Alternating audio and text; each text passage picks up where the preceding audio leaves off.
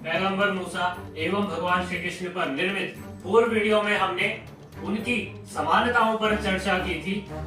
अब हम उन पहलुओं को देखते हैं जिनका तुलनात्मक अध्ययन में उपेक्षा करना असंभव है। उसमें प्रथम पहलू है कि भगवान श्री कृष्ण स्वयं में परमात्मा है, पराब्रह्म है, वह कोई पैगंबर नहीं है। वहीं पर मूसा एक पैगंबर है।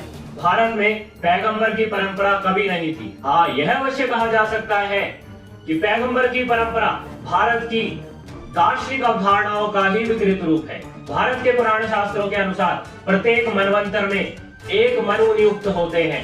उन मनु का प्रमुख कार्य प्रजा पालन होता है। प्रजा पालन के कार्य का परोक्ष नहीं प्रत्यक्ष संबंध है विधि विधान से। मनुस्मृति महर्षि मनु द्वारा रचित एक वैधानिक शास्त्र ही है। पैगंबर के जीवन का एकमात्र उद्देश्य क्या होता है? वह मैसेंजर ऑफ गॉड है। गॉड के पैगाम को लोगों तक पहुंचाना। और यदि हम उस पैगाम की प्रकृति देखें तो वह प्रकृति वैधानिक है। वह पैगाम लो से परिपूर्ण है। क्या करना उचित है, क्या करना अनुचित है, क्या करना अपराध है, क्या करना श्रेष्ठ है, उस मैसेज में ब्रह्मांड विद्या की व्याख्या नहीं की गई है। जैसे भगवत गीता, उपनिषद, सूर्य सिद्धांत आदि ग्रंथ करते हैं, इसी कारण से वह 10 कमांडमेंट्स है, ईश्वर की 10 आज्ञाएं। सांख्य, योग, न्याय आदि षड दर्शन की भांति 10 फिलोसफीज नहीं है। उन 10 कमांडमेंट्स की यदि तुलनात्मक समीक्षा की जाए श्रुति एवं स्मृति से, तो यह वाद दिया जा सकता है कि वह कमांडमेंट्स जो व्यभिचार का निषेध करती हैं, चोरी का निषेध करती हैं, मिथ्या साक्ष्य देने का निषेध करती हैं एवं उन्हें सिन मानती हैं, ऐसी वर्जनाएं श्रुति में भी हैं। स्मृति शास्त्रों में बाहुल्य रूप से है। सिर्फ भारत के स्क्रिप्चर्स में ही नहीं है। जो अब्राहमवाद से पूर्व की सभ्यताएं थी, सुमेर की सभ्यता, बाइबलोनियन की सभ्यता, मेसोपोटामिया की सभ्यता, भारत की सभ्यता, उन सभ्यताओं में भी ऐसे लीगल टेक्स्ट हमें प्राप्त होते हैं। आपने संभवतः हम्मुराबी कोड का नाम सुना होगा। वह हम्मुराबी कोड भी एक प्राचीन वैधानिक दस्तावेज है। वहां भी ऐसी वर्जनाएं हमें मिलती हैं। परंतु 10 कमांडमेंट्स की प्रथम एवं द्वितीय आज्ञा तो हमें अब्राहमवाद से पूर्व की सभ्यताओं में प्राप्त नहीं होती। प्रथम आज्ञा क्या है? मुझसे पूर्व तुम्हारा कोई परमेश्वर नहीं है। द्वितीय आज्ञा क्या है? तुम मेरी मूर्ति नहीं बनाओगे। यहाँ से यह तो स्पष्ट होता है कि कुछ परमेश्वर की आज्ञाएं हमें अब्राहमवाद से पूर्व की सभ्यताओं में प्राप्त होती हैं, परंतु ऐसी भी आज्ञाएं हैं जो हमें अब्राहमवाद से पूर्व की सभ्यताओं में नहीं प्राप्त होती हैं, और वो प्रथम और द्वितीय आज्ञा है, अर्थात उनका महत्व अधिक है। तो हमें यह भी अन्वेषण करना होगा कि उन आज्ञाओं के पीछे जो दार्शनिक अवधारणा है वह कब उदय हुई थी। इसको लेकर कई थ्योरीज हैं। उन थ्योरीज पर हम वीडियो में आगे चर्चा करेंगे। इसी कारण से पूरा वीडियो अवश्य देखें एवं यह भी ना भूलें कि मुझसे अतिरिक्त तुम्हारा कोई परमेश्वर नहीं है और तुम मेरी मूर्ति पूजा नहीं कर सकते अथवा मूर्ति पूजा निषेध है। यह अब्राहमिक मोनोथिज्म का एकमात्र सिद्धांत है जो अब्राहमिज्म को अब्राहमवाद से पूर्व की सभ्यताओं से क्लास ऑफ सिविलाइजेशन जैसी स्थिति में ले आता है। इन्हीं सिद्धांतों के कारण आज भारत में यह वैचारिक मंथन हो रहे हैं कि अब्राहमिक रिलीजन में एवं सिविलाइजेशन में भिन्नता है। भारत में विभिन्न दार्शनिक मतों की स्वीकृति है। भारत में बहुदेववाद पर कोई आपत्ति नहीं जताई जाती है। भारतीय दर्शनों में भी एक ईश्वरवाद है, किंतु अब्राहमिक एक ईश्वरवाद ब्लास्फेमी के साथ आता है। जो उसमें नहीं मानता उस पर ईश्वर का प्रकोप तो होता ही है, कानून का प्रकोप भी होता है। दूसरा पहलू गाय के प्रति, गौ के प्रति दृष्टिकोण में भिन्नता है। जैसा कि हम सभी जानते हैं कि भगवान श्री कृष्ण ने अपने जीवन काल में गो यज्ञ करने का वाद दिया था। वह स्वयं गोपाल थे, गोविंद थे, परंतु पैगंबर मूसा ने, क्योंकि वह मूर्ति पूजा का निषेध करते थे, उन्होंने तो गो देवता की पूजा बंद कराई थी। आप सर्च कीजिए इंटरनेट पर गोल्डन काफ। गोल्डन काफ क्या है? जब पैगंबर मूसा ने इजराइल में अपने लोगों को लाकर बसाया था तो वह अपने परमेश्वर से आज्ञाएं लेने के लिए गए थे। जब कई दिवस बीत गए तो लोगों के मन में संदेह उत्पन्न हो गया कि वह कब वापस आएंगे, वह वापस आएंगे या नहीं आएंगे। तो उसी कारण से उन्होंने एक गाय की पूजा करनी प्रारंभ कर दी अथवा बैल की पूजा प्रारंभ कर दी थी। लोगों ने संभवतः उन्हीं देवता की स्वर्ण की मूर्ति बना ली और वह उसकी पूजा करने लगे। उन्हीं लोगों ने जिनको पैगंबर मूसा मिस्र से लेकर आए थे, उन्हीं लोगों ने उस स्वर्णिम बछड़े को अपना ईश्वर घोषित कर दिया। जब पैगंबर मूसा आज्ञाएं लेकर वापस आए, उन्होंने यह देखा, उसमें आग लगा दी, उसका पीस पीस कर चूरा कर दिया और फिर उसे पानी के ऊपर फेंक दिया, जिसे उन्होंने इजराइलियों को ही पिला दिया। और उस सिन का, उस पाप का प्रायश्चित यही खत्म नहीं हुआ। पैगंबर मूसा ने लोगों को यहाँ तक कहा कि यहोवा का आदेश है कि तुम अपने भाई, बंधु, बांधव, पड़ोसियों पर तलवारों से वार करो, और इसी के कारण 3000 लोग मारे गए। वह गोल्डन काफ कौन है, इसको लेकर इतिहासकारों में मतभेद है।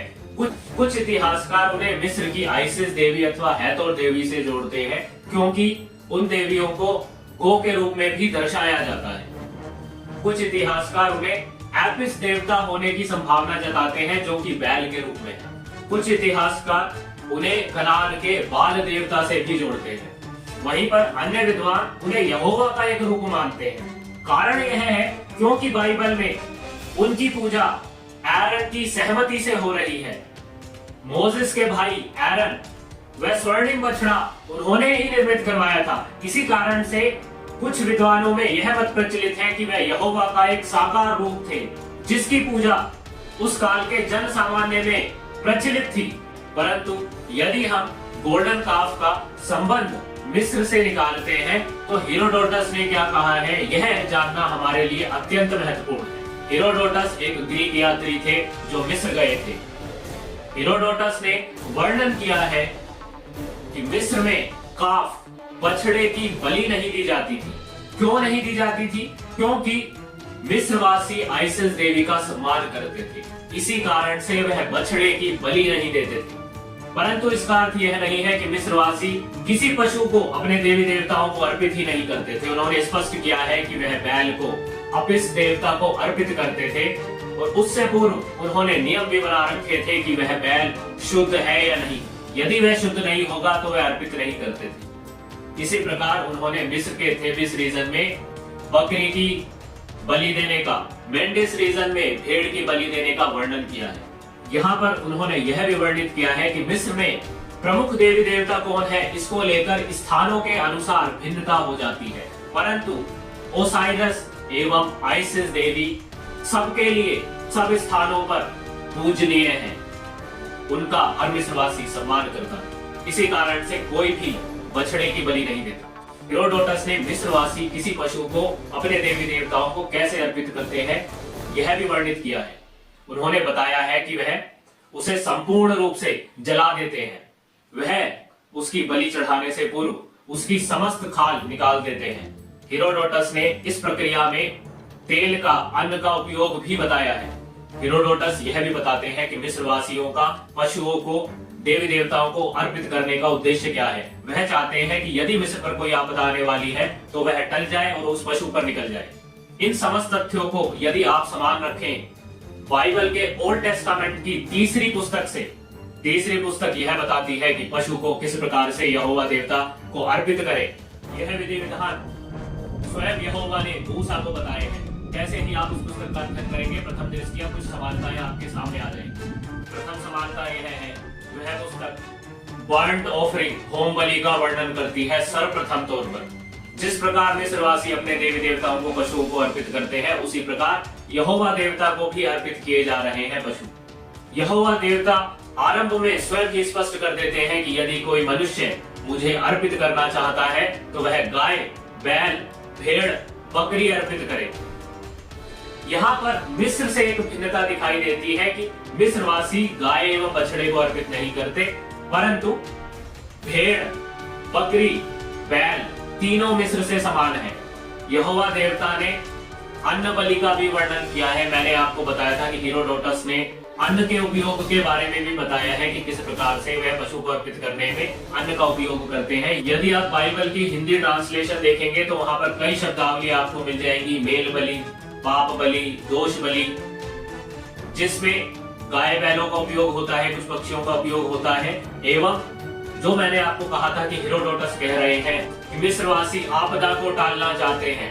यहाँ पर यहोवा के समर्थक प्रायश्चित के रूप में बलियां करते हैं। उनसे जो भूल हो गई है उसके रूप में उन्हें किसी आपदा का सामना ना करना पड़े, उनसे जो सिन हुआ है उसके लिए जो देव का प्रकोप आएगा उसका उन्हें सामना ना करना पड़े, इस कारण से वह यह बलि करते हैं। यह भी समान है, परंतु एक प्रमुख भिन्नता है कि गाय की बलि मिस्रवासी भी नहीं देते थे।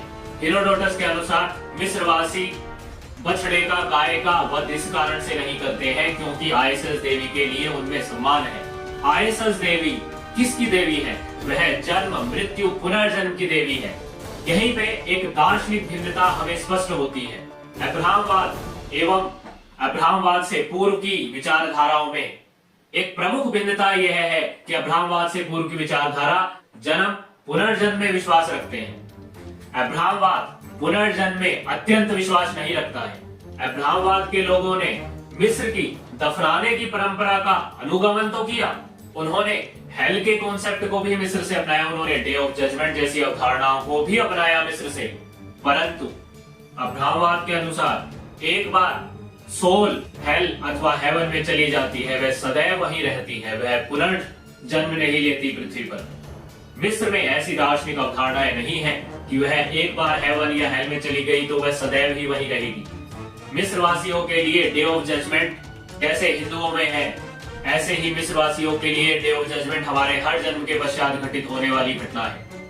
परंतु अब्राहमवाद के स्क्रिप्चर्स में यह हर जन्म के पश्चात घटित होने वाली घटना नहीं है। उनके अनुसार तो जो उन्होंने जन्म लिया है बस इस जन्म के पश्चात वह घटित हो जाएगी और उसके बाद वो हेल चले जाएंगे या हेवन चले जाएंगे, सदैव के लिए वहीं रहेंगे। इसी कारण से उनके लिए आइसिस देवी जो जन्म, पुनर्जन्म, मृत्यु के कारक है, उनका कोई महत्व नहीं बचा है। जब आइसिस देवी का महत्व नहीं तो उनसे संबंधित वर्जनाओं का क्या महत्व है? इसीलिए उन्हें गौ को मारने में कोई आपत्ति नहीं है। परंतु यहाँ एक पहलू और भी है कि जब पैगंबर मूसा ने यह कहा था कि तुम अपने बंधुओं को, पड़ोसियों को जाकर मार डालो, तो सिर्फ लेवाइट लोगों ने ही ऐसा किया था। और लेवाइट लोगों ने, जो गैर लेवाइट थे, उनकी हत्या करी थी। तो जो 3000 लोग मारे गए थे वे गैर लेवाइट थे। एवं जिस तीसरी पुस्तक का मैंने वर्णन किया है बाइबल में, वह तीसरी पुस्तक लेवाइट लोगों के लिए ही मानी जाती है। मोसेस स्वयं एक लेवाइट थे। लेवाइट लोग उन्हें कहा जाता है जो लेवी कबीले के होते हैं। इजराइल 12 कबीलों से मिलकर बना है, उसी में एक कबीला है लेवी। इन्हीं को प्राचीन इजरायली राष्ट्र में पुरोहित के तौर पे नियुक्त किया जाता था, जो तथाकथित यहूदियों के मंदिरों में यहोवा की उपासना करते थे एवं जो विधि विधान ओल्ड टेस्टामेंट की तीसरी पुस्तक में दिए गए हैं उनका निर्वाह करते थे, अर्थात पशुओं की बलि दिया करते थे। तो यह भी स्पष्ट है कि इन लेवाइट लोगों के बीच गोवध की कोई वर्जना नहीं थी। इसी कारण से उन्होंने पैगंबर मूसा के लिए 3000 लोगों की हत्या कर दी। यही 12 समूह इजराइल के 2 राज्यों को निर्मित करते हैं, kingdom of Judah, kingdom of Israel. यह दोनों राज्य इजराइल के इतिहास में कुछ समय संगठित तौर पर रहे हैं, कुछ समय अलग अलग रहे हैं। इन्हीं को नॉर्दर्न किंगडम ऑफ इजराइल एवं सदर्न किंगडम ऑफ इजराइल भी कहा जाता है। जब यह राज्य विभाजित थे तो एक राजा हुए हैं जेरोबाम अथवा यरोबाम, जिन्हें उत्तरी इजराइल का प्रथम राजा माना जाता है। बाइबल में ऐसा वर्णित है कि उन्होंने इस गोल्डन काफ की पूजा प्रारंभ कराने का पुनः प्रयास किया था और उन्होंने गोल्डन काफ को, स्वर्णिम बछड़े को यह कहकर संबोधित किया है कि यह इजराइलियों तुम्हारा परमेश्वर है, यही परमेश्वर तुम्हें मिस्र से निकाल कर लाया था। तो यह स्पष्ट है कि गाय के प्रति सम्मान जो इनमें मिस्र से आया था वह कुछ कबीलों में जीवित था, कुछ कबीलों में नहीं था। लेवाइट में संभवता नहीं था, परंतु क्योंकि ऐसा माना जाता है कि पैगंबर मूसा लेवी कबीले में पैदा हुए थे, तीसरी किताब लेवी कबीले के पुरोहितों के लिए ही लिखी गई है, तो यह संभावना जताई जा सकती है कि लेवी कबीले की परंपराओं का यहूदियों पर अत्यंत प्रभुत्व था। और इसी प्रभुत्व को सिगमंड फ्रायड ने अपनी पुस्तक मोसेस एंड मोनोथीज्म में भी एक भिन्न रूप से प्रस्तुत किया है, जिस पर हम आगे चर्चा करेंगे। यहाँ पर यह अवश्य समझें कि कुछ ऐसी थ्योरीज है जो ये कहती है कि लेवी कबीले का विधि विधानों में अत्यंत प्रभुत्व है यहूदी लोगों पर, परंतु यहोवा उनके देवता नहीं है। यहोवा, मीदियान अथवा कनान क्षेत्र से आए। जब हम लेवाइट वर्सेस नॉन लेवाइट की चर्चा कर रहे हैं तो यह भी संभावना जताई जा सकती है कि संभवतः लेवी कबीले के लोग वह थे ही नहीं जिन्होंने गोल्डन काफ को इजराइलियों का परमेश्वर नियुक्त किया था, परंतु बाइबल के अनुसार यह सब एरन के समर्थन से हो रहा था। वह तो लेवी लोगों के प्रमुख पुरोहित है। यहाँ पर यह कहा जा सकता है इन संभावनाओं का उत्तर बाइबल से देना जटिल है। तो है तीसरा पहलू है सर्कमसिजन खतना का। भारतीयों में सर्कमसिजन नहीं होता है, कदापि नहीं था, यह स्पष्ट है। हेरोडोटस के अनुसार सर्कमसिजन सिर्फ और सिर्फ मिस्रवासियों में प्रचलित था। सिगमंड फ्रॉइड ने हेरोडोटस के इस तथ्य को पुरातत्व से जोड़ने का प्रयास किया है। उन्होंने इस तथ्य का उपयोग किया है कि कुछ मम्मियों का खतना कराने के प्रमाण हमें मिलते हैं। इससे पूरे विश्व भर में कोई प्रमाण नहीं है कि कहीं पर भी विश्व के किसी भूभाग में किसी का खतना होता हो। इस संभावना को बिल्कुल मिथ्या साक्ष्य नहीं कहा जा सकता कि अनेकों परंपराएं ऐसी हैं जिनका उदय मिस्र में हुआ है, वह अब्राहमवाद द्वारा अपना ली गई है, यहूदियों द्वारा, फिर क्रिश्चियंस द्वारा और फिर इस्लाम द्वारा। मिस्र के राज परिवारों में होने वाले अपने भाई बहन के बीच विवाह जैसे परंपराओं का भी अब्राहमवाद ने अनुगमन किया है। यदि हम यह मान लेते हैं कि परंपराएं मिस्र से आई हैं, तो यही में हमें यह भी स्वीकार करना पड़ता है कि मिस्र के समकालीन जितनी भी सभ्यता थी अनेकों समानताएं थी, उनमें कई ऐसे मेथड प्रचलित थे, उनमें कई ऐसी संस्कृतियां प्रचलित थी जो समान थी।